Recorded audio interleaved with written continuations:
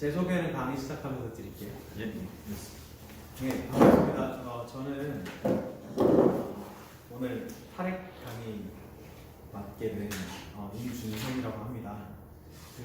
제가 일하고 있는 곳은 여기 써 있는데 기독교 환경운동연대라는 곳이고요. 거기서 이제 함께하는 연대 단체가 하나 있습니다. 핵 없는 세상을 위한 한국 그리스도인 연대라는 데예요. 여기 이제 어떤 데냐면 여러 가지 교계 단체들이 YWC, YMCA 뭐 이런 단체들도 있고 NCCK 그리고 또 여러 단체들이 함께 모여서 교단들도 들어와 있고요. 핵에 대해서 2012년에 만들어진 단체예요. 2011년에 여러분들 잘 아시다시피 후쿠시마 핵사고가 있었습니다. 그래가지고 후쿠시마 핵사고 이후에 한 1년 정도 신학자들과 교계 인사들이 다 모여가지고 작업을 하셨어요. 한 1년 정도를 굉장히 열심히 작업을 해가지고 그런 단체들을 다 포괄하는 연대체라고 만들었습니다. 굉장히 큰 단체인데 단체 이름이 핵 없는 세상을 위한 한국 그리스도인 연대예요. 그걸 줄여서 지금 저희는 핵그련이라고 부르고 있어요. 핵그련이라고 부르고 있고 핵그련이라는 단체에서 각자 돌아가면서 이제 단체 장도 맡고 이렇게 하시는데 요즘 이제 제가 사무국장 역할을 맡고 있습니다. 그래서 이제 오늘 이 자리에 이렇게 오게 된 것 같아요. 간단하게 저의 소개는 그렇고요.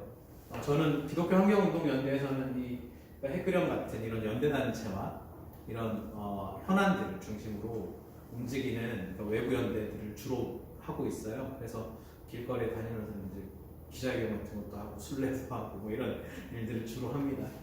현안들 뭐 4대강 사업이나 내지는 뭐 이런 것들 터졌을 때 거기 가서 연대하는 역할들을 주로 하고 있습니다. 제 소개는 이 정도로 하고 넘어가겠습니다. 제가 오늘 처음 드리고 싶은 얘기는 이거예요. 다른 거 뭐 핵이 왜 위험하고 어쩌고 저쩌고 이런 얘기도 드릴 거예요, 좀 이따가. 그런데 우리가 가장 먼저 핵에 대해서 바라볼 때 어떤 시선으로 바라보느냐가 되게 중요하다라는 걸 먼저 생각하고 가야 될 것 같아요.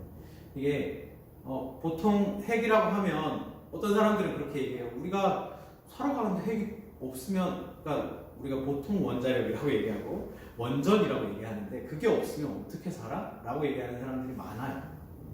그게 없으면 우리는 당장에 우리가 보던 이 핸드폰도 못 보게 될 테고 전기도 못 쓰게 될 테고, 근데 우리가 이걸 어떻게 없애자고 당장 얘기를 해. 그리고 이게 위험한지 아닌지에 대해서도 여러 가지 의견들이 많아요. 근데 저희가 핵을 바라보는 관점이 어때야 되느냐, 어떤 눈으로 핵을 바라봐야 되느냐 라는 측면에서 우리 핵그련 선언문이 있습니다. 제가 이제 자주 인용하는 내용인데, 여기 보시면 핵 없는 세상을 위한 한국 그리스도인 신앙선언문이라는 게 있잖아요. 이게 기초가 돼서 나중에는 아니죠. 2013년이었나 4년이었나요? WCC 선언문에도 이 내용이 인용돼서 했었어요. 근데 이 선언문에 뭐라고 나오냐면, 한국의 그리스도인들은 피폭자의 자리에 서서 핵에 대한 우리 입장을 밝히려 한다 라고 얘기를 합니다. 여기서 중요한 건 피폭자라는 말입니다. 피폭자라는 말이 무슨 말이냐, 제가 이거 위키에서 인용을 했는데요. 피폭자 혹은 히바쿠샤라고 합니다. 히바쿠샤라는 건 일본에서 피폭자라는 말을 이렇게 일본 발음으로 했을 때 히바쿠샤라고 부르는데, 이 히바쿠샤라는 표현이 이제 거의 사전에도 등재될 정도의 관용어처럼 됐어요. 근데 이 히바쿠샤라는 입장, 피폭자라는 사람은 어떤 사람이냐? 원자폭탄, 일본에는 원자폭탄, 세계에서 유일하게 원폭 피해를 입은 나라잖아요. 그 나라의 원폭의 폭격을 받은 사람, 혹은 그때 생긴 방사능으로 인해서 피해를 입은 사람을 뜻하는 말입니다. 피폭자라는 말은 이때 이제 폭발로 인해 피해를 본 사람을 뜻하고요. 그런데 이 말이 요즘에는 조금 더 확장돼서 쓰이기 시작했어요. 어떤 사람들까지 다루냐면 폭격이 아니라 단순히 핵 반응에 의한 폭발, 이건 어떤 얘기냐면 핵 발전소가 사고가 났을 때 내지는 핵 발전소는 여러 가지 사고가 있습니다. 뭐 임계 사고라고 해서 이제 방사선이 막 이렇게 강렬하게 뿜어져 나오는데 사람이 그냥 서 있어서 그거에 피폭을 당한다든지 이런 사고도 있었고요. 뭐 연료봉이 떨어지고 뭐 이런 사고들도 있고 각종 사고들이 있는데 그거에 의한 영향으로 피해를 보는 사람을 뜻하는 말로 피폭자라는 말을 써요. 근데 이 피폭자라는 게 왜 중요하냐? 피폭자는 핵을 바라보는 시선이 어떨까요? 일반적인 사람들은 이건 경제에 도움이 돼. 이거는 어떤 필요에 의해서 우리가 잘 관리하고 안전하게 사용해야 돼 라고 얘기할 수 있지만 우리가 이 피폭자라는 사람의 입장이 됐다고 생각을 해보자고요. 내가 그 자리에 있었던 사람이라고 생각을 해보자고요. 그러면 시선이 어떻게 될까요? 완전히 180도 달라질 수밖에 없는 거예요. 이분들의 얘기를 저는 이제 종종 들어요. 이런 분들의 얘기를. 그 한국에도 히로시마 나가사키에도 원폭 피해를 당하셨던 분들 중에 그 2세, 3세들 자녀분들이 이렇게 합천이라는 곳에 막 모여서 살고 계시다가 여러 가지 문제를 이제 곳곳에 뿔뿔이 흩어져 계시기도 하고 그걸 만나요. 만나서 얘기를 들어보면 이분들한테 이 핵이라는 것은 절대로 안전하지도 용인할 수 있는 것도 아니에요. 그렇기 때문에 이분들은 막 목숨 걸고 싸우신단 말이에요. 그런 사람들 입장에 서서 우리가 이 핵 문제를 바라보자. 이게 이제 제가 강의 첫머리에 여러분들과 함께 좀 얘기 나누고 싶었던 부분입니다. 우리의 시선이 어때야 되느냐. 누구든 핵에 대해서 의견이 있을 수 있지만 그리스도인이라면 적어도 그리스도인이라면 우리가 예수를 믿는 사람들이라면 우리의 신앙이 항상 지향하듯이 가장 낮은 자리로 오셔서 우리 곁에 계셨던 예수 그리스도를 기억한다는 우리가 핵 문제에 있어서도 가장 약자인 피폭자의 자리에 서서 봐야 된다. 그렇게 말씀드리고 싶고요. 일단은 핵 발전에 대해서 먼저 좀 설명을 좀 드릴게요. 그래서 쭉 넘어가면서 계속 말씀을 좀 드리겠습니다. 핵 발전이라면 되게 우리가 되게 고급 기술, 어마어마한 기술처럼 알고 있지만 그게 일면 사실이기도 한데 근데 단순히 바라보자면 이런 거예요. 지금 그림이 잘 안 보이실 것 같은데 그림이 이제 이게 어떤 거냐면 중성자라는 게 빵 와서 이 하나의 그 원자를 깨뜨리는 거예요. 깨뜨립니다. 그러면 원자 핵에 있던 중성자가 또 튀어나가가지고 또 다른 원자를 깨는 거예요. 이렇게 계속 막 깨면서 이렇게 하면 이때 어떤 일이 발생하느냐? 어마어마한 에너지가 발생합니다. 이 운동 에너지가 뭐 이렇게 열 에너지로 바뀌면서 어마어마한 에너지가 발생해요.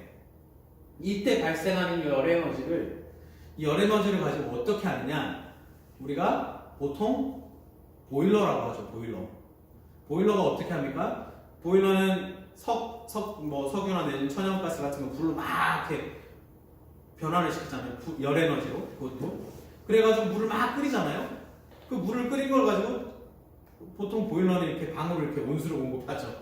그래서 방을 따뜻하게 만듭니다. 그런데 그걸 증기로 만들어서 터빈을 돌리면 발전기가 되는 거예요. 그걸로 이제 전기를 생산하는 거예요. 막 터빈이 돌면 운동 에너지가 되는데 이게 운동 에너지를 가지고 뭐 전기로 변환시키는 건 이제 고등학교 때 무슨 저는 문과라 잘 모르겠습니다. 하여튼 이거 아셨던 분들은 아실 거예요. 그런 운동 에너지를 전기 에너지로 변환시키는 방법이 또 있어요.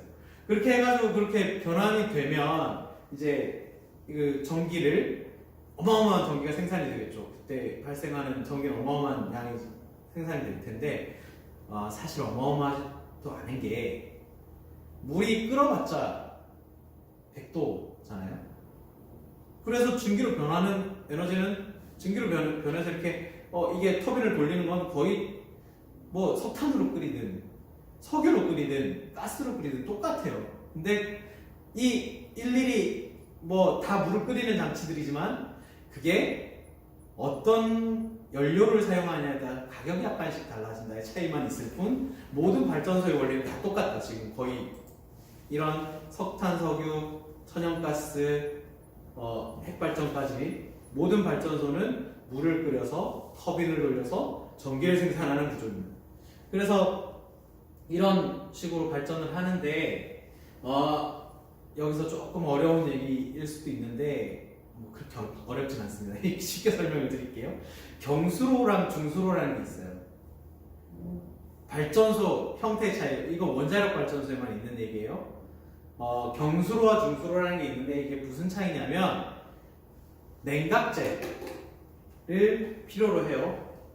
자, 여기 보시면 핵발전소는 아까 전에 얘기했듯이 물을 끓이는 장치예요. 여기 연료봉이 막 들어가 있는 연료 이 통이 있어요.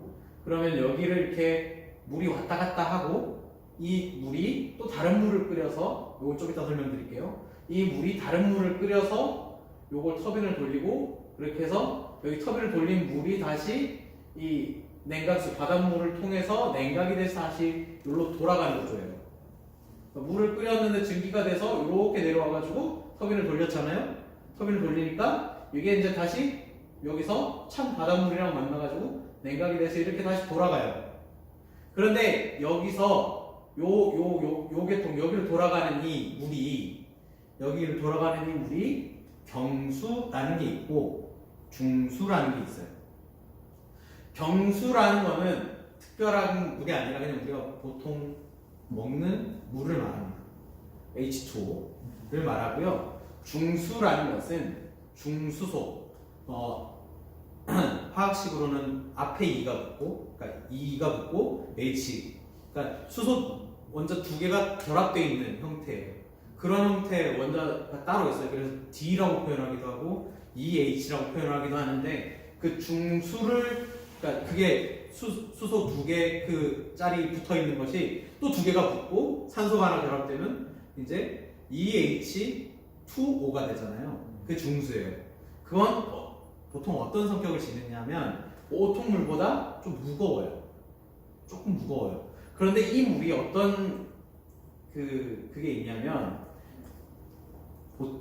이게 진짜 설명이 참 어렵긴 한데 조금만 참고 들어주세요. 여기 금방 넘어갈게요.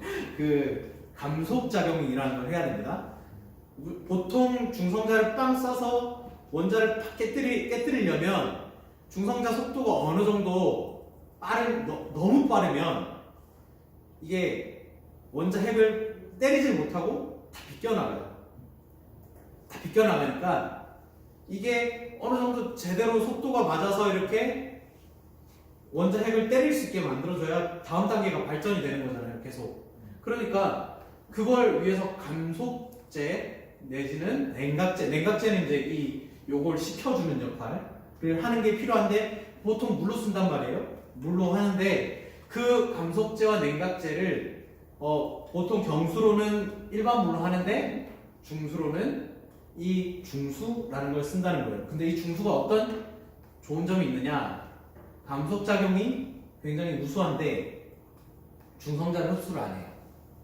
중성자를 흡수를 덜 하기 때문에 다른 경수로 발전소는 어떻게 해야 되냐면, 우라늄이라는 걸 이렇게 광석을 캐면 우라늄 들어있고 다른 거 막 들어있어요. 우리가 뭐 금도 이렇게 캐면 금 몇 프로에 다른 거 막 들어있잖아요. 그런 것처럼 순수한 금만 딱 나오지 않듯이 우라늄도 그래요. 우라늄이 얼마 들어있으면, 포함되어 있으면 다른 여러 가지 성분들이 같이 들어있는 암석이 캐진단 말이죠. 그 천연 우라늄은 그 우라늄 성분 자체가 적기 때문에 그걸 가지고 바로 발전을 못해요. 왜냐면 이게 계속 이게 역할이, 그러니까 중성자를 때리면 다른 데로 계속 확산돼 가면서 이제 그게 핵 분열 작용이 일어나야 되는데 그런 작용이 일어나지 못하는 거예요. 그러면 어떻게 해야 되느냐? 이걸 이제 감속제가 이렇게 했을 때 중성자가 쫙 이렇게 뻗어나가면서 계속 핵 분열을 일으킬 수 있도록 하는 작용을 일으키게 하려면 천연 우라늄을 농축을 시켜요. 거기서 우라늄 성분만 뽑아내가지고 연료봉을 만드는 거예요. 연료 펠릿이라고 하는데 그걸 만들어요. 근데 얘는 그걸 안 만들어도 발전이 돼요. 비슷하게. 왜냐면 얘는 중성자를 흡수를 안 하니까. 여기는 중성자가 계속 흡수를 해요. 물이. 중성자가 계속 흡수를 하니까 얘는 사실은 농축 우라늄이 아니면 발전 효율이 완전히 떨어져 버리는 거예요. 그래서 그냥 연료를 쓸 수 없는데 얘는 가공을 안 해도 쓸 수 있어요. 근데 문제는 이 중수라는 걸 만들어내는데 또 비용이 어마어마하게 든다라는 거고요. 우리나라에 있는 두 가지 발전 형태예요. 이게 핵발전소에 요거는 우리나라의 태반의 발전소 경수로고 중수로는 경주, 월성에 있습니다. 근데 요 발전소는 나중에 가서 또 설명을 드리겠지만 경주에 이제 월성 지역에 가시면 주민들 중에서 내가 몸에서 삼중수소가 검출이 됩니다 라는 얘기를 하시는 분들이 계세요. 영화 월성 같은 거 보신 분 계신가요? 영화 월성이라는 데 보시면 그 황분이 할머니 제 소변에서 뭐 삼중수소가 검출이 됐습니다. 제 손자의 몸에서는 제 3배의 삼중수소가 검출이 됩니다. 그때 왜 삼중수소가 검출이 되느냐? 요 경수로도 삼중수소가 나오긴 하는데 중수로는 특히나 이 중수를 사용한다는 이유 때문에 삼중수소라는 게 더 많이 나와요. 삼중수소는 방사성 물질입니다. 이것도 전리방사선 뒤에 다 설명할 내용인데 방사성 물질인데 이것도 방사선을 내고 사람의 몸에 위해를 가합니다. 그런데 그게 계속 나오는 거예요, 여기서는. 그리고 이 천연 우라늄이라는 거는 그러니까 가공되지 않은 상태의 원래 그거니까 연료가 굉장히 많이 들어가요. 굉장히 많이 필요해요. 연료가 굉장히 많이 필요하고 가공을 하지 않았다 보니 연료 들어가는 정도로 따지면 경수로에서 뭐 그 농축시킨 그 나머지 것들 다 포함시킨 양만큼 들어가는 거예요. 그래서 얘는 사용 해결료가 굉장히 많이 발생합니다. 조금 나중에 가서 이제 경주가 왜 그 모양이 됐는지 지금 왜 거기서 지역 주민들이 우리 좀 내보내달라고 얘기를 하시는지에 대한 얘기가 이제 이 부분에 설명될 수 있는 거고요. 그리고 경수로에는 두 가지 종류가 또 있어요. 우리나라에선 주로 가합형 경수로만 씁니다. 우리나라는. 이걸 이제 뭐 요즘에는 처음에는 미국에서 이제 들여왔었는데 우리나라에서 이제 막 만들기 시작했다 그래서 요즘 뭐 두산중공업 난리 났는데 하여튼 그 두산중공업에서 요 기술을 가지고 있어요. 근데 뭐 핵심 기술은 미국 회사에 있고 그래서 뭐 한국형 원자 뭐 이렇게 얘기하는데 가합형 경수로라는 거고요. 비등 경수로라는 게 있습니다. 차이가 뭐냐면 그림 잘 안 보이실 것 같아요. 제가 좀 죄송합니다. 그림 잘 안 보이실 것 같은데 나중에 파일은 제가 다 드렸으니까 한번 나중에 보시면 좋을 것 같고요. 이게 순환계통이 2개가 도는 게 있고 1개가 도는 게 있어요. 그게 무슨 말이냐면 물을 여기서 바로 끓여가지고 터빈을 돌린 다음에 일로 다시 물이 돌아오게 만드는 구조의 핵발전소가 있고 여기서 물을 끓이는 과정은 이렇게 돌고 끓는 물은 따로 있는 거예요. 이런 구조가 있어요. 왜 이런 차이가 발생하냐면 요거는 어떻게 되냐면 여기서 물은 100도만 되면 끓잖아요. 물은 100도만 되면 끓어요. 그러니까 뭐 해결료가 보통 내부 신부 온도는 2000도, 바깥 온도는 360도 정도 돼요.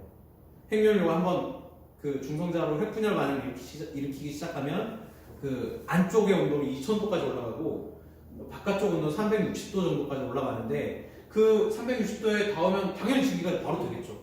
바로 증기가 된 걸 바로 보내가지고 터빈을 돌리는 거예요. 그리고 그 물을 식혀서 다시 일로 집어넣어요. 이 과정은 다 똑같아요. 근데 여기서는 어떤 과정을 한번 거치냐면 여기 도는 물은 증기가 안 되도록 압력을 주는 거예요.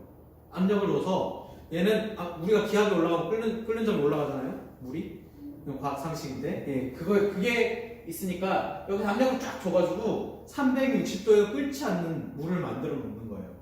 그래서 물을 이렇게 돌게 만드는데 얘는 증기가 안 되죠. 증기로 변하지 않아요. 그러면 여기 내부에 증기가 발생하지 않기 때문에 증기가 없기 때문에 여기서 연료가 막 끓어가지고 연료가 막 뜨거워도 사실은 여기서는 냉각수가 부족해질 일은 없는 거예요. 이게 좀 안전하다고 얘기를 해요. 그래서 이건 좀 싸요. 대신에 이건 좀 싸고 좀 쉬운 기술이고 요거는 조금 어려운 기술인 거예요. 요건 좀 비싸요. 비싼 대신에 좀 안전하다고 얘기를 해요.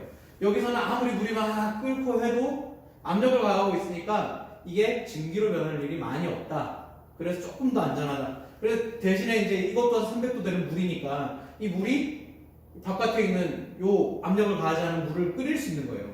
300도짜리 물이 관을 통과하면서 이렇게 여기는 이 물을 끓이는 거예요. 그래서 이 물이 터빈을 돌리고 다시 또 냉각돼서 들어온다. 이런 구조로 되어 있는 거예요.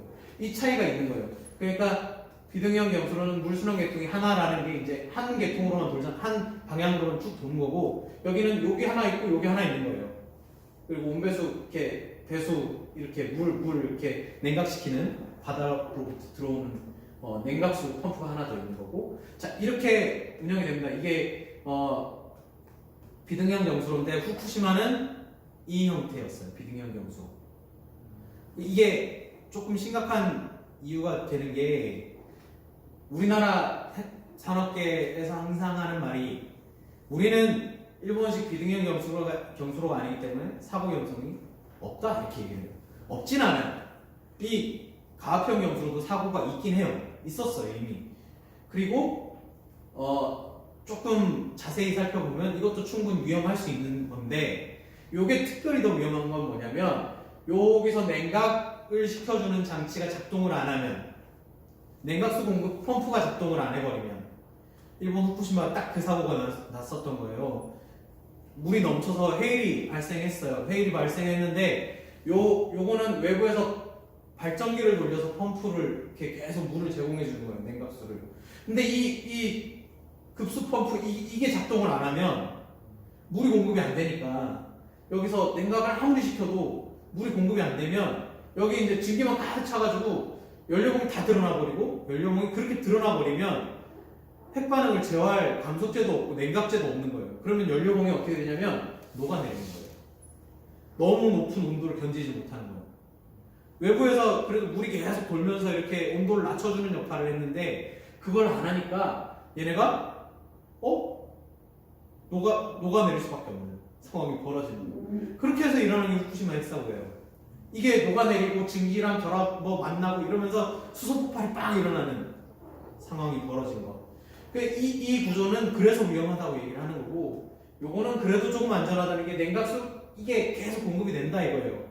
그렇기 때문에 이건 안전할 수 있다. 근데 이것도 마찬가지로 위험한 사고가 났었던 게 스리마일이라는 섬에서 있었던 발전소 뒤에 다 얘기가 있어요. 천천히 넘어가서 설명할 텐데, 그때는 요 냉각제 펌프 요게 고장이 났는데 이걸 모르고 꺼놓고 있다가 이게 이제 돌질 않으니까 결국 또 똑같은 상황이 벌어진 거예요. 예. 그 다음 방사능과 방사선 얘기로 넘어갈게요. 방사능이라는 게 뭐냐, 우리가 용어를 좀 알아야 되니까 용어 정확하게 알아야 되는 거예요. 자, 요 그림 하나만 보시면 다 설명이 됩니다. 방사선 물질이 있어요. 방사성 물질이라고 해요. 방사선을 내는 성격을 가진 물질이기 때문에 방사성 물질이라고 부릅니다. 이거는 방사선을 내요. 방사선을 내요. 근데 우리가 방사선이라고 부르는 건 여러 가지 종류가 있어요. 감마선, 베타선, 알파선 이런 게 있고, X선도 우리 방사선이라고 부르고, 우리가 잘 아는 가시광선, 그리고 자외선, 적외선 이런 거 다 방사선이에요. 그런데 그 중에서도 전리방사선이라는 게 있고, 뒤에 나오는데 전리방사선이라는 게 있고 비전리방사선이라는 게 있어요. 이 전리방사선이라는 이온화 방사선이라고 말하는데, 이건 어떤 성질을 가지냐면 분자 구조를 변화시킬 수 있는 정도의 에너지를 가진 방사선을 말해요. 그러니까 이게 선이 이렇게 딱 방출이 되면 어떤 물건에 가서 닿잖아요. 이게 근데 어느 정도 힘을 가진 거냐면, 이게 이 물질 자체를 다른 물질로 변화시킬 수 있을 정도의 힘을 가진 것을 전리방사선이라고 해요. 근데 이 방사선 물질이라는, 이 방사선을 내는 물질들은 대부분, 그러니까 우리가 핵발전소에서 얘기하는 것들, 핵산업에서 얘기하는 것들은 주로 전리방사선입니다. 전리방사선을 내는 거고, 그 방사선을 내는 능력을 얘기할 때 우리가 방사능이라고 얘기해요. 우리 방사능 물질 이렇게 얘기 많이 하는데, 방사능은 방사선을 내는 능력을 말하고, 물질을 얘기할 때 방사성 물질이라고 얘기를 해야 되고, 그리고 방사능의 세기를 나타내는 단위는 베크렐이라고 얘기를 합니다. 베크렐. 이건 이제 1초당 얼마나 방사선을 내뿜느냐라는 거고, 그걸 사람이 이렇게 있잖아요. 이 사람이 얼마만큼의 방사선을 받느냐 하는 건, 영향을 받느냐 하는 건 시버트입니다. 이 시버트라는 단위가 되게 중요한 단위인데, 베크렐도 중요합니다. 근데 시버트라는 게 중요한 단위인 게, 이거는 세포막을 얼마만큼 추가를 하는 단위예요. 여기 내가 딱 서 있어요. 몇 번 내 몸에 있는 세포를 추가를 해서 방사선이 세포를 추가할 때 세포에 있는 DNA를 깨놓습니다. 그렇게 해서 변이가 일어나죠. 그러면 그걸 보통 뭐라고 부르냐면 우리는 암세포라고 불러요. 변이가 일어났기 때문에 걔가 사멸해버리면 상관없어요. 근데 사멸하지 않고 남아서 증식하게 되면 그건 암이 되는 거예요. 결국에는. 근데 그런 일을 일으키는 그 힘 정도가 시버트라는 거예요.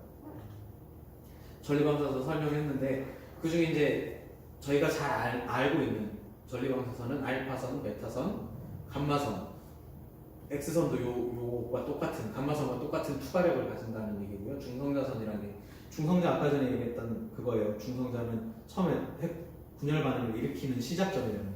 빵 쏘면은 그만큼 투과를 해서 엄청나게 멀리까지 날아갈 수 있다. 그래서 사고가 났을 때 예전에 중성자가 튀어나와서 2km 멀리까지 날아간 게 발견된 적이 있어요. 그러니까 그 정도로 투과력이 강하고 굉장히 속도가 빠르고 어마어마한 에너지를 가진 존재고, 알파선은 종이 한 장이면 막혀요. 그런데 반전은 얘는 이게 크잖아요. 입자가 굉장히 크고 질량도 굉장히 무거워요. 그래서 멀리 가지도 않고 투과도 안 되는데, 이게 만약에 체내에 들어오면 어마어마한 방사선을 어마어마한 이 에너지를 내뿜는 거예요. 세포를 굉장히 충격을 줘서 이걸 망가뜨려 놓을 수 있는, 주로 어떤 방사선 물질이 그렇게 하느냐면 라돈, 여러분들 들어보신 적 있으세요? 라돈 침대. 네, 라돈 침대, 라돈 탕, 뭐 옛날에 그런 것들이 있었잖아요. 그 라돈이라는 게 결국에는 뭐냐면 우리나라에 굉장히 많아요.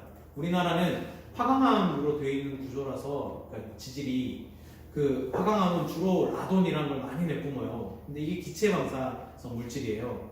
기체 방사성 물질인데, 이게 기체 방사성 물질이니까 어떻게 되냐면 호흡기를 타고 들어와서 폐까지 들어오는 거예요.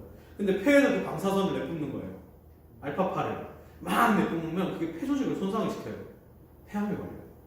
그래서 1급 발암 물질이라고 얘기를 해요. 라돈을. 그런데 그걸 침대에다 갖다 쓴 거예요. 얼마나 어마무시한 일이냐면, 그게 침대에다 갖다 쓰고, 심지어 막 나중에 여성 속옷 뭐 이런 데도 있고, 남성들 속옷 이런 데도 들어가고, 이게 음이온을 낸다는 얘기를 하면서, 그러니까 그걸 가지고서는 건강을 위해서 팔찌도 만드는 거예요. 온갖 걸 다 만든 거예요. 공기청정기도 만들고, 드라이어기에도 있더라고요. 심지어 이온을 내는 게 왜 필요한지 모르겠어요. 아무튼 그런 식으로 하면서 이걸 막 방출하는 것들을 하는 거예요. 그래서 옛날에 어떤 얘기 들었었냐면, 그 대신 침대가 주로 많이 그걸 했었는데, 모나자이트라고 하는 광물을 깐 거예요. 그게 이제 라돈을 포함하고 있는 물질이라 그게 라돈을 내거든요. 그냥 방에만 놔둬도. 그런데 그 침대를 한 10년간 썼던 집에서 부모님은 천식이 걸리고 자녀는 폐암으로 죽게 되는, 20살 때 죽게 되는 일이 있었다는 얘기를 들은 적이 있어요. 그러니까 아주 우리는 일상적으로 이런 방사선의 영향을 받고 살아가는 거예요. 우리나라가 굉장히 아까 라돈 수치가 높은 나라 중에 하나라고 얘기했잖아요. 특히나 지하방에 사시는 분들은 라돈 수치가 새벽이 되면 뭐 적정 수준 이상으로 올라가는 경우가 태반이에요.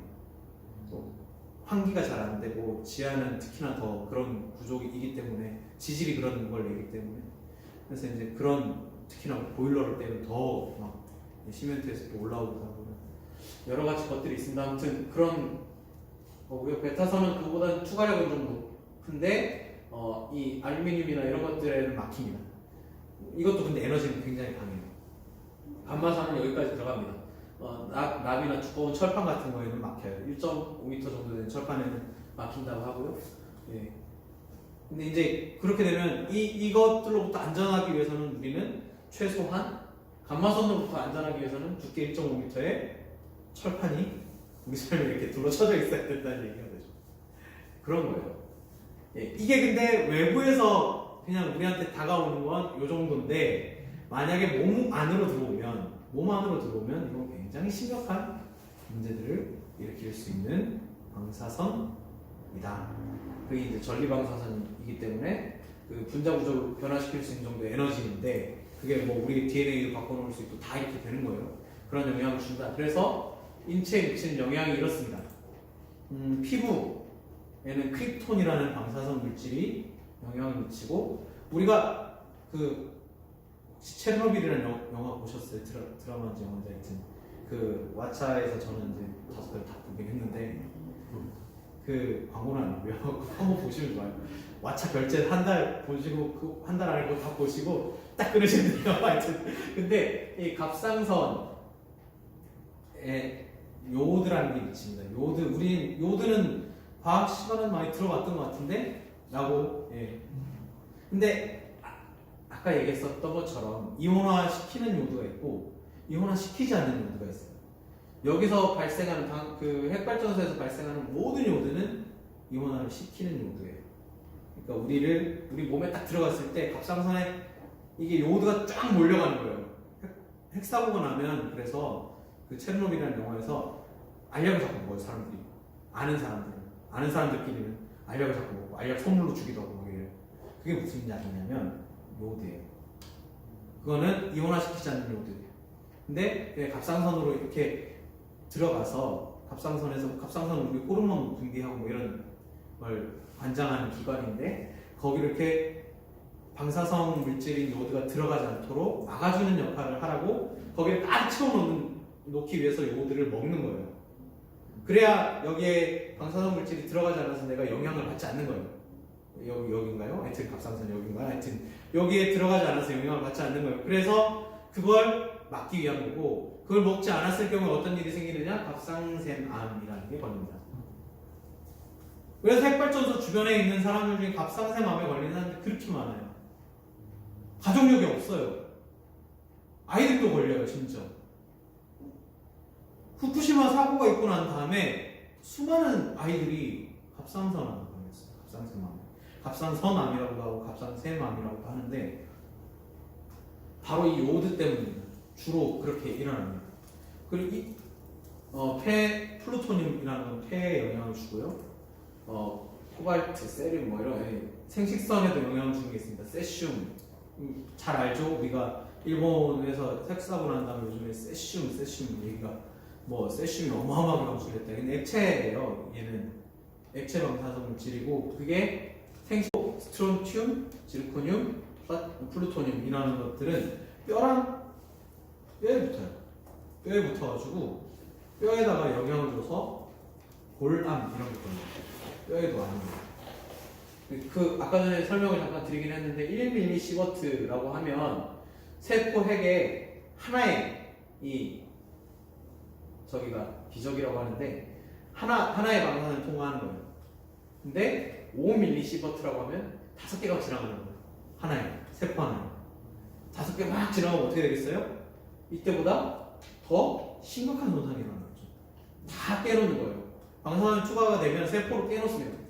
그렇게 DNA를 손상시키고 나면 그게 아까 말했던 암세포로 변하는 거고 그게 암을 유발하는 인자가 되는 겁니다.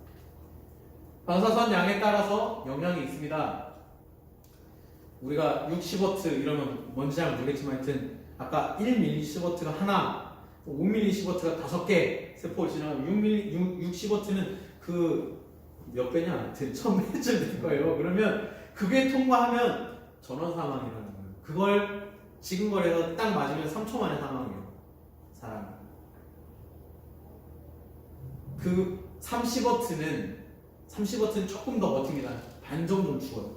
나머지 절반은 어떻게 되냐면 여기 일어난 증상이 다 일어나요. 급성장애 일부 사망하고 내지는 오심, 현기증, 무력감, 백혈구 감소, 탈모 내지는 뭐 피를 토한다거나 뭐 이런 것들이 다 일어나면서 반은 죽고 반은 살아도 막 그 체르노빌 영화 보면 나오는 피부가 녹아내리거나 뭐 이런 일들이 벌어집니다.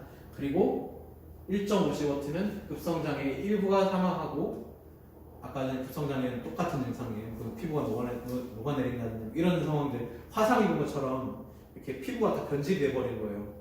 아까 그 방사선 물질이 타지는 뭐 불처럼 이렇게 뜨겁진 않은데 그게 투과하면서 몸을 화상같이 이렇게 하기 때문에 그런 일들이 벌어지고 일본 죽습니다. 그리고 250mSv 이상 받으면 급성장애들이 오는데 50이라는 건 구토 증상 말합니다. 멀미 같은 거, 현기증이 일어나고 무력감, 백혈구강도 탈모가 일어난다 이렇게 얘기하는데 이 중에서도 지속적으로 이걸 쐬면 죽을 수도 있어요.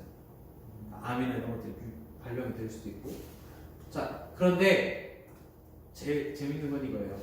50mSv 연간 선량 한도를 얘기하는데요. 이게 50mSv를 1년간 노동자들은 1년간 50mSv는 괜찮다 이렇게 얘기해요. 무슨 기준일까요? 의학적인 근거가 있을까요? 말씀해 보시죠. 산재? 그래서 피할 수 있는 그래서 피할 수 있는 산업재해라고 한다면 건강상의 문제나 이런 것들 말하겠죠?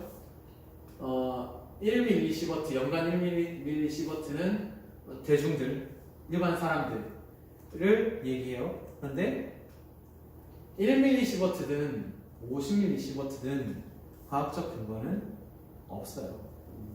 의학적 근거가 없어요. 이거 괜찮다고 말하는 건 괜찮다고 국가에서 기준을 세워서 법령으로 만들어놨기 때문이지 의사들이 말하기로는 의사들의 일정 정도 이상은 이하는 괜찮아라고 얘기하는 경우도 종종 있어요. 실험을 통해서 해본 건 아닌 것 같아요.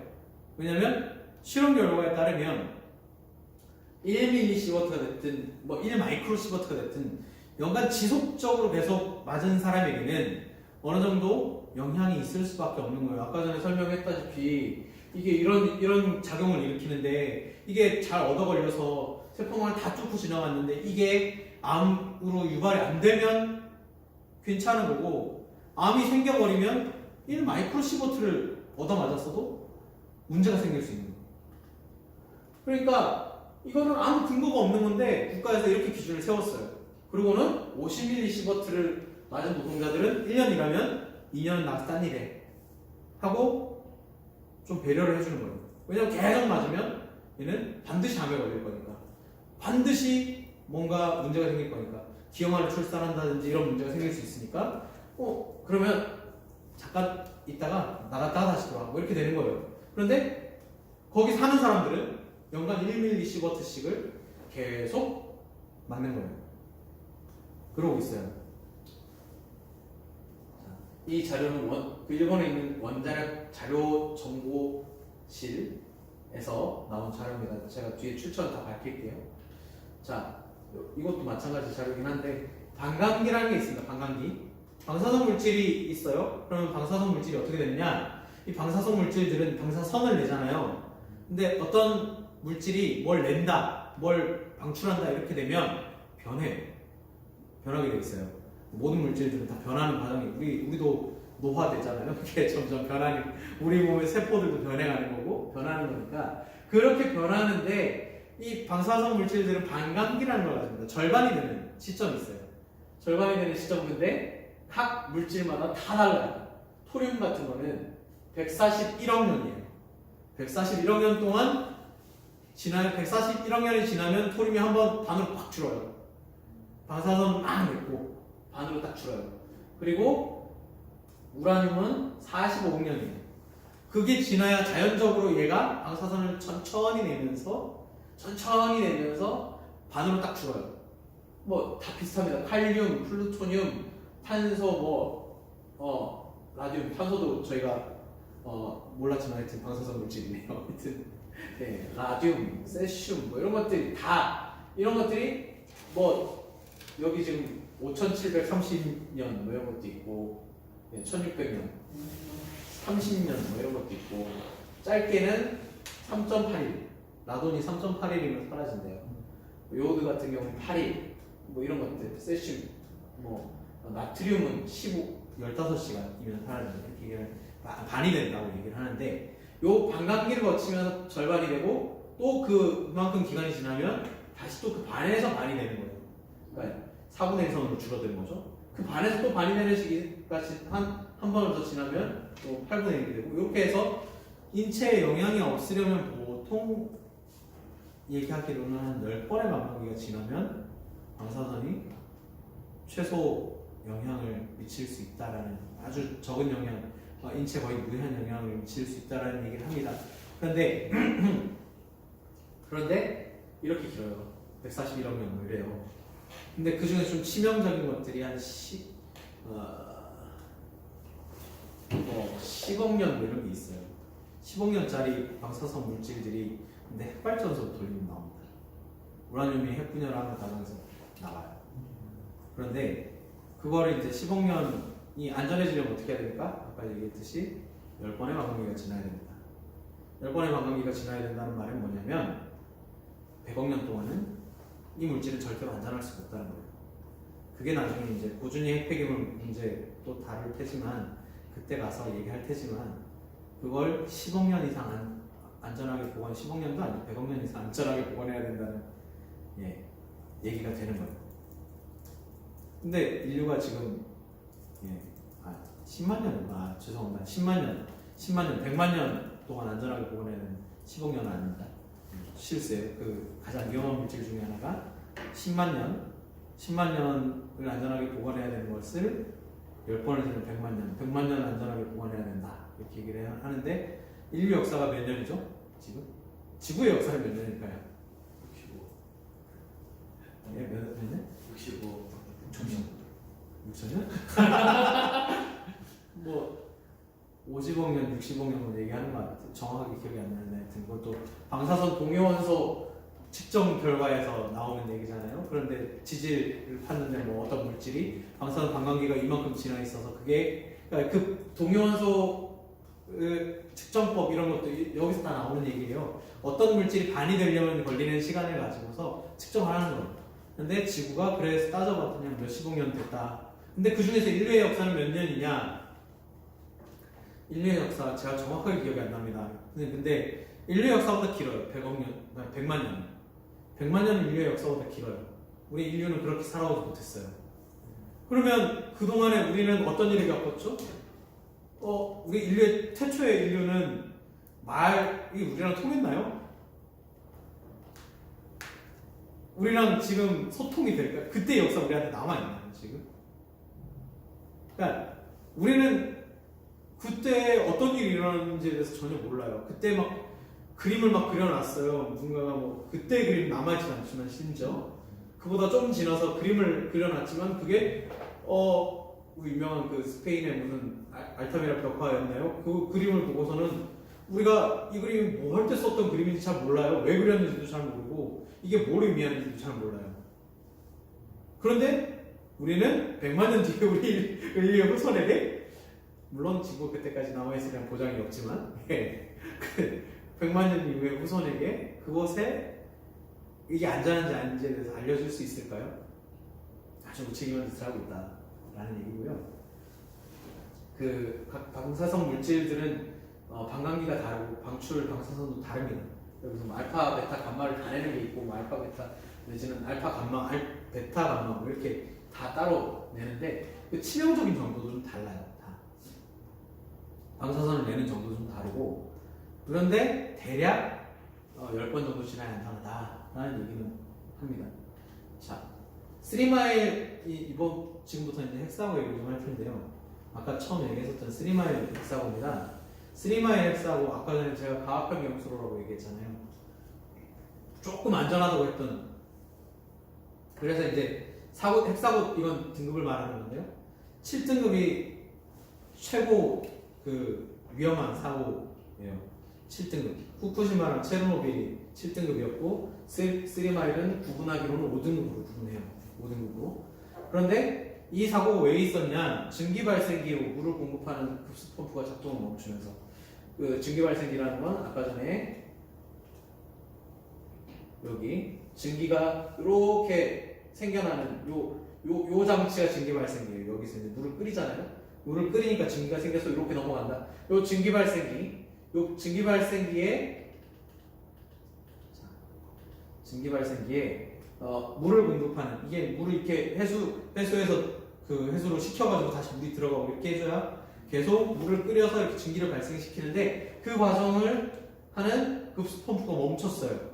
멈추니까 해수에 냉각된 물이 증기 발생기로 공급이 돼야 되는데, 그 공급이 안 되면 어떤 일이 벌어지냐면, 아까는 다시 또 돌아가야겠네요. 이 그림으로. 여기서 이제 물이 공급이 안 됐어요. 그러면 이제 여기 물이 안 들어오죠. 계속 안 들어와요. 여기 증기로 계속 변해요. 여기는 이제 계속 물이 없어. 여기 물이 없어요. 그러면 여기서 내부에서 도는 물이 300도에서 멈춰야 되는데, 300도에서 멈추려면 어떻게 해야 되냐면, 여기다 열을 다 전달을 해주고 자기는 식어서 다시 들어가야 되는 거예요. 여기 있는 물은 찬물이니까 찬물을 끓일 정도의 에너지를 전달을 해주고 얘는 다시 식어서 여기로 들어가야 되는데, 여기서 여기 물이 사라지니까 얘를 식혀줄 물이 없는 거예요. 에너지를 전달할 곳이 없는 거죠. 얘는 계속, 그러면 온도가 높은 상태로 계속 이렇게 도는 거예요. 온도가 높은 상태로 계속 도니까 어떻게 되냐? 기압을 아무리 눌러줘도 얘가 끓는 점 계속 높아지니까 끓어버려요. 증기가 되는 거예요. 증기가 되면서 여기서 물이 사라지기 시작하는 거예요. 그렇게 되면 물이 사라졌으니까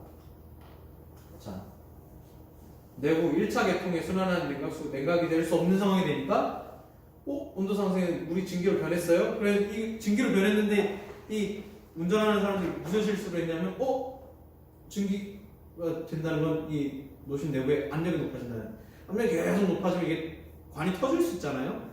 관이 터지겠네? 이러면서 밸브를 딱 열어버린 거예요. 증기 밸브를 싹 열었어요. 그랬더니 증기가 싹 빠져나갔어요. 그러면 내부에 노심에 물이 사라져버린 거예요. 증기가 됐던 물이 사라져버렸어요. 노심이 다 드러났어요. 노심이 드러나고 그 연료봉이 그대로 드러나면 아까 어떻게 된다고 그랬죠? 멜트다운, 녹아버리는 거예요. 핵연료 외부 피복인 지르코늄이 녹기 시작한 거예요. 360도까지 버텨주는 금속이에요, 지르코늄은. 근데 그게 심부 온도가 아까 2000도라고 그랬잖아요. 그걸 식혀줄 물이 없으니까 계속 2000도까지 올라간 거예요. 다 녹아내리는 거죠. 녹아내려서 막 액체처럼 변해버리는 거예요. 그리고 멜트다운이라고 얘기하는 게 녹아서 액체처럼 변해버리는 거예요. 그러니까 그걸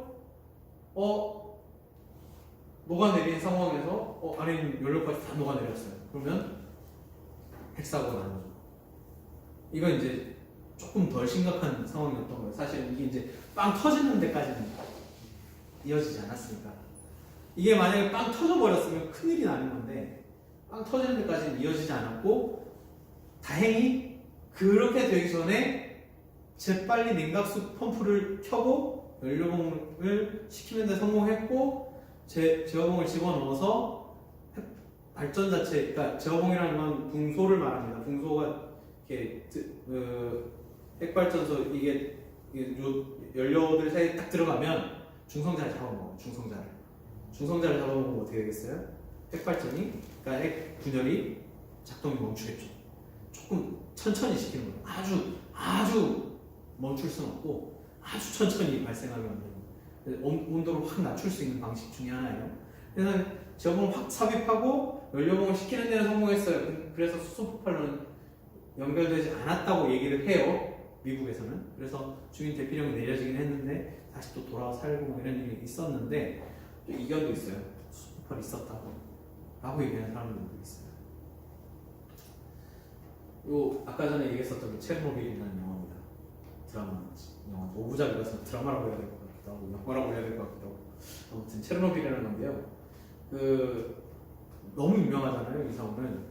근데 이 유명한 이 사고는 진짜 복잡해요. 일어난 배경이. 그때 이제 터져가지고 이렇게 산산조각이 난 발전소의 모양이에요, 여기가. 그걸 지금은 이렇게 덮어놨어요. 그리고 이제 강철로 해가지고 아까 얘기했었잖아요. 그 감마선은 1.5m 두께의 방벽을 씌우면은, 쇠로 된 벽을 씌우면은 추가할 수 없다. 그래서 그걸 만들어가지고 덮어 씌워놓은 거예요. 양쪽에서 이렇게 해가지고 이렇게 해가지고 나중에 응접해가지고 이렇게 붙여놓은 거예요. 근데 이 핵사고가 일어났을 때 사람들이 대피할 수밖에 없었고 다 폐허가 되고 있어요. 여기도 지금 사람들이 다 떠나는 체르노빌의 모습입니다. 여기는 군사적 목적으로 만들어진 발전소입니다.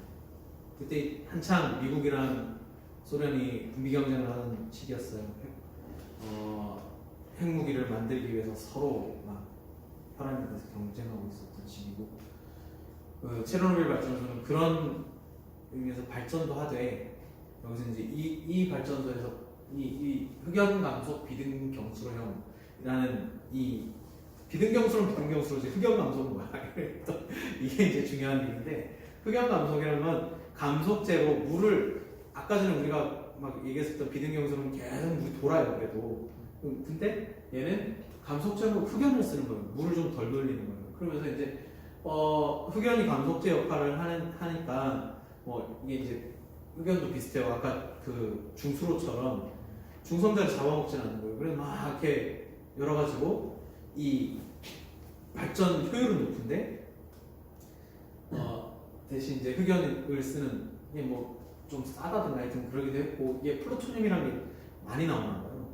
그래서 플루토늄을 생산하기 위해서 만들어진 핵발전소, 미국도 이 체르노빌 핵사고 전까지만 해도 50개 흑연 감속 비등 경수로용 발전소를 돌렸어요.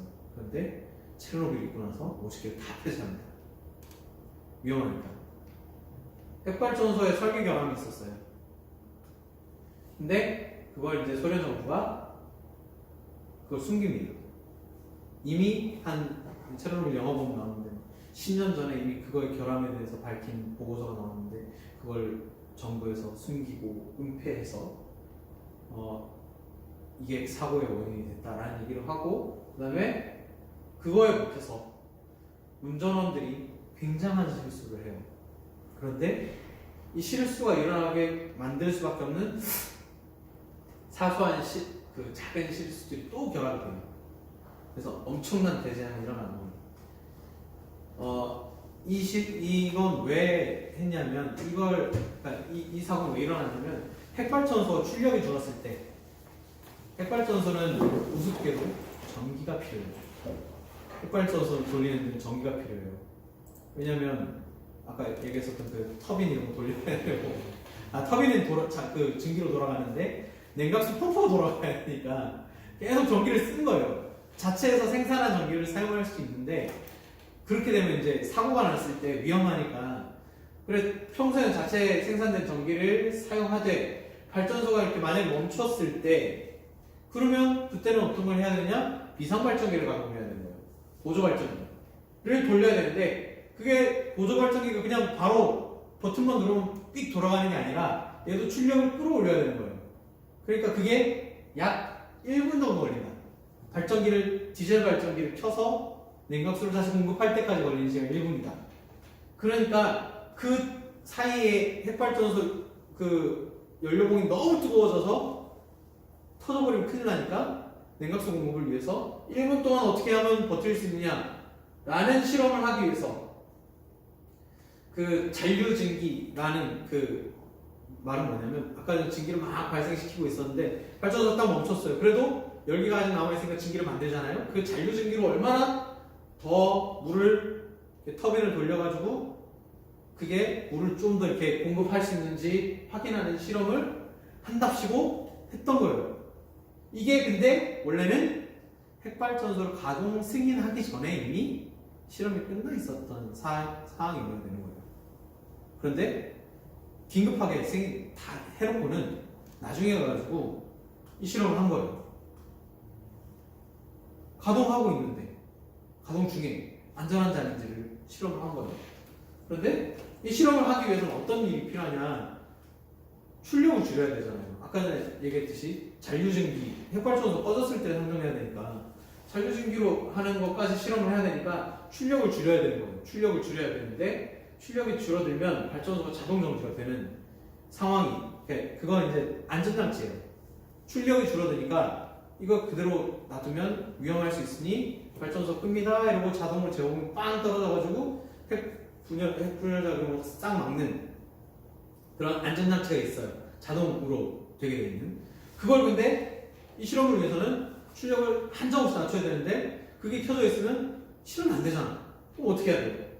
자동으로 발전소를 정지하는 장치를 정지시켰어요.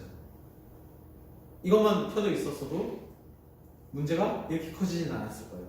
근데 당일 키예프의 전력공급 담당자가 발전소의 전기 생산을 일정 수준으로 유지해달라 라고 얘기를 했습니다. 실험 당일날이 원래 31일이었다고 해요. 31일이었나 하여튼 월 말이었어요. 월 말이었으니 이때 생산량을 맞춰야 되는데 생산량을 다 못 맞출 수 있으면 발전소가 꺼지면 공장을 꺼야 되니까 멈춰야 되니까 생산량을 못 맞출 수 있으니까 그때 공산주의 사회니까 생산량이 얼마나 중요하겠어요. 일단 채워야 되니까 그 생산량을 맞추기 위해서 일정 수준으로 좀 유지해 주십시오 이렇게 요구를 한 거예요. 그래서 출력을 낮추다가 출력을 한참 3200메가와트로 생산하던 발전소인데 절반 수준인 1600메가와트로 계속 출력을 한 거예요. 근데 이게 어떤 일을 발생시키냐면 제로닐사모라고 하는 물질을 생성을 시켜요. 그건 뭐냐면 제론이라고도 얘기하고 어떤 학자들은 아이오딘, 요드라고도 말하는데 이거는 중성자를 막 잡아먹는 역할을 하는 거예요. 얘도. 그래서 핵 분열 작용을 막는 역할을 해요. 핵 분열 작용을 막는 역할을 합니다. 그러면 그래? 핵 분열 작용을 막았으니까 뭐 얘가 이제 과도하게 발생했다는 거예요. 원래 요 수준에서 돌리면 안 되고 요 수준에 돌린다는 게 뭐냐면 제론을 태워요. 요 수준에 돌리면 계속 핵분열 반응이 일어나니까 그게 막 중성장 막 튀어나가면서 그 제론이란 걸 막 태우는데 요 수준으로 돌리면 제론이 쌓일 수밖에 없는 거예요. 그러면서 막 과도하게 형성돼서 막 이렇게 중성자를 잡아먹으니까 어떻게 돼요? 핵 분열이 중성자 흡수돼서 줄어들겠죠. 핵 분열 작용이. 그러면 출력이 어떻게 됩니까? 출력이 떨어지죠. 1600으로 계속 돌려서 제론이 발생했는데 출력을 더 줄이니까 이것 때문에 이제 그 제론을 일정 정도 그래도 태우면서 어느 정도 버티고 있었던 발전소가 이제 제 기능을 아예 못하기 시작하는 거예요. 중성자 흡수로 인해서 핵 분열 반응이 둔해지고 출력이 현저하게 떨어졌어요. 그러면 핵발전소가 꺼질 위험이 있는 거죠. 그러면 이 30메가와트까지 떨어진 거예요. 출력이. 실험이 안 되니까 그래도 최소한 700메가와트까지는 올려서 실험을 해야 된다. 이게 이제 그때 당시 이 실험을 하려던 사람들의 머릿속에 있었던 생각이고 여기까지 끌어올려야 되니까 그럼 어떻게 해야 돼? 제어봉이 들어가 있는 부분들 때문에 이게 출력이 떨어지는 건가? 라고 생각을 하고는 제어봉을 다 빼기 시작한 거예요. 여기 이제 제어봉이 여러 개가 들어가 있는 구조인데 제어봉을 막 빼기 시작했어요.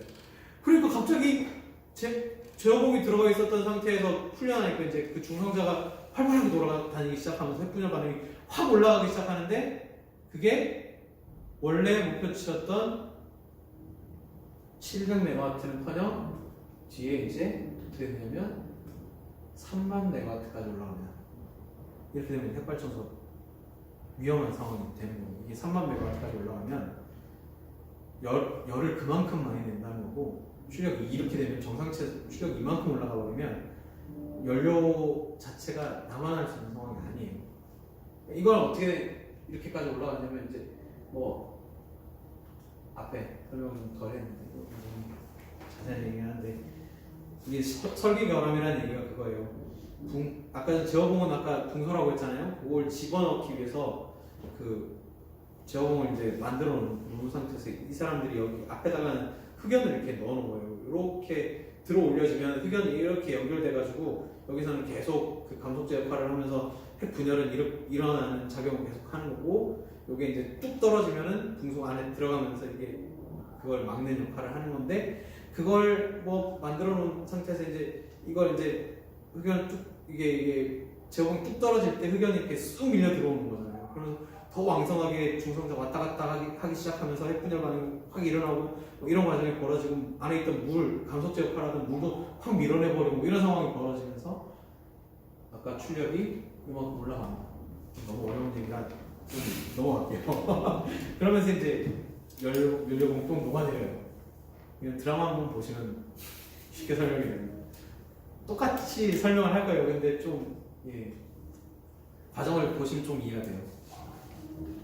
그리고 후쿠시마입니다. 여긴 좀 쉬워요. 진짜 쉬워요. 여기는 아까 한번 설명을 드렸어요. 여기 지금 후쿠시마 터진 그 발전소 상공에서 찍은 사진이고요. 여기는 이거는 뭐냐면 잘 안 보이실 것 같은데 까만 비닐 공장입니다. 제염토 오염을 제거한답시고 그걸 30cm씩 긁어낸 거를 포대에 담아놓는데 지난 태풍이 쓸려 나갔죠. 다 쓸려 나갔습니다. 어디로 갔는지 모릅니다. 지금. 여기는 지금 뭐냐면 오염수를 보관하는 통이에요. 오염수라는 게 왜 생기냐면 후쿠시마는 아까 핵분열 반응을 일으키는 연료봉이 있다고 했잖아요. 그게 핵분열 반응 한번 시작하면 꺼지지 않아요. 쉽게 꺼지지 않습니다. 다 태울 때까지는 다 태우는 것도 거의 불가능하고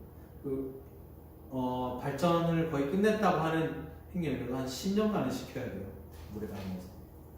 근데 한창 발전 중이던 연료봉이 녹아내린 거니까 핵분열 반응이 쉬질 않습니다. 그 상태에서 녹아내려 있는 상태니까 이거를 식혀줄 게 계속 필요한 거예요. 물을 계속 부어야 돼요. 여기다가 물을 계속 부어요. 물을 계속 부어요. 근데 그거 물이 들어가면 방사능 오염이 되는 거잖아요. 방사성 물질로 변하는 거잖아요. 그럼 그 물을 어떻게 해야 돼요? 섞여서 나온 걸 버릴 수는 없고 여기다가 지금 쟁여놓는 거예요. 근데 매일 시켜야 돼요. 매일 시켜야 돼요. 앞으로 한 10년 이상 시켜야 될 수도 있어요. 다 탈 때까지 시켜야 되는 겁니다. 근데 그렇게 안 하면 얘가 녹아내려가지고 지층 어디까지 뚫고 내려갈지도 모르고 그게 어디 지하수로 파고 들어갈지도 모르고 그러니까 얘를 식혀주기 위해서는 계속 물을 공급해야 되고 물 계속 공급하기 위해서는 계속 이런 통을 늘려가야 되는 거예요. 저거 쓰면 안 돼요. 뭐? 오염된 거. 오염된 거? 그거? 아니 오염된 걸 계속 물을 또 쓰면 안 돼요. 오염된 물을 계속 쓰면 안 되냐? 뭐 방법일 수 있는데 그러면 이제 물 자체가 이거 물을 여기도 다시 여기로 끌고 갈 수 있는 파이프 안을 만들어야 되고 그건 누가 해요? 사람이 해야 되는데 결국에는 이거 이제 외부에서 만들어갖고 와가지고 설치만 딱 하는 거예요. 와가지고 이제 들어가는 거예요.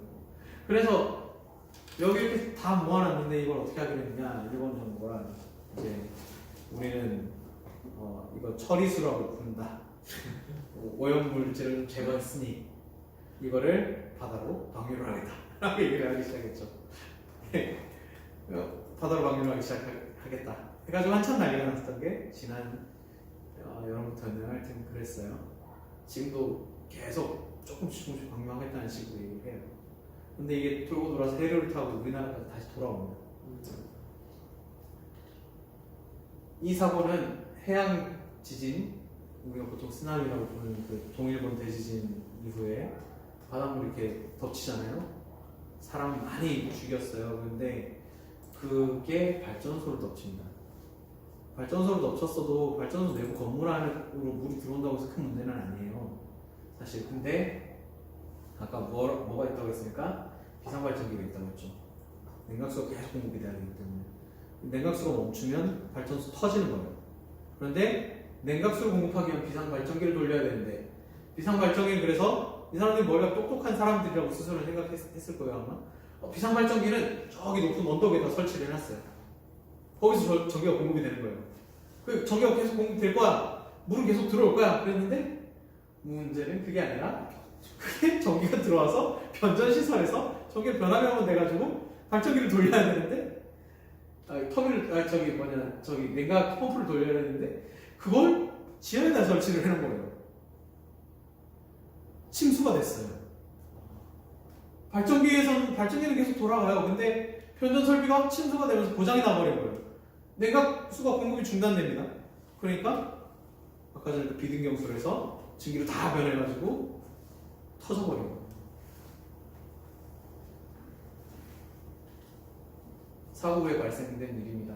체르노빌은 지금도 여전히 30km 반경 내에서는 주민들이 소고가 돼서 살 수가 없어요.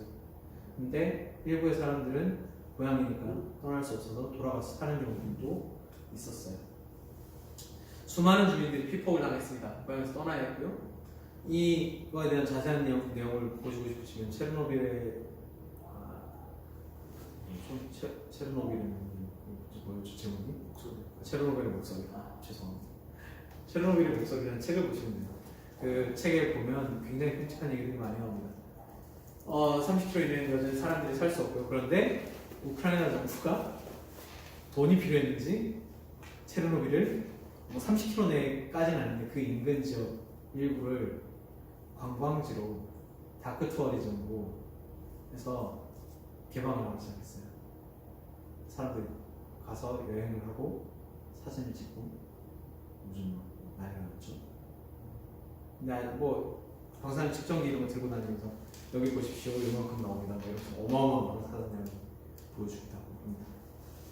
오늘 방사능 측정기 하나 들고 가서 보여드리려고 했는데 까먹었네요. 아무튼 그리고 사고 수습에 동원된 군인이 있었고요. 소방수가 있었고 광부들이 있었습니다. 군인이랑 소방수는 알겠죠. 근데 사람들 대피시켜야 되고 하니까. 근데 어마어마한 비폭을 당했어요. 이 사람들도. 그 체르노빌의 목소리에 보면 그 철모를 자기가 썼던 철모를 가지고 왔는데 자기 애가 그걸 쓰고 놀다가 뇌종양으로 몇 년 뒤에 죽었다는 이런 얘기도 하고 있습니다. 그 소방수들, 군인들 중에서는 막 그 지역에 있는 야생동물들이 다른 지역으로 넘어가서 다른 지역에 있는 동물을 비폭시킬 수 있다는 위험 때문에 야생동물들을 쏴 죽이는 일을 했던 군인도 있었고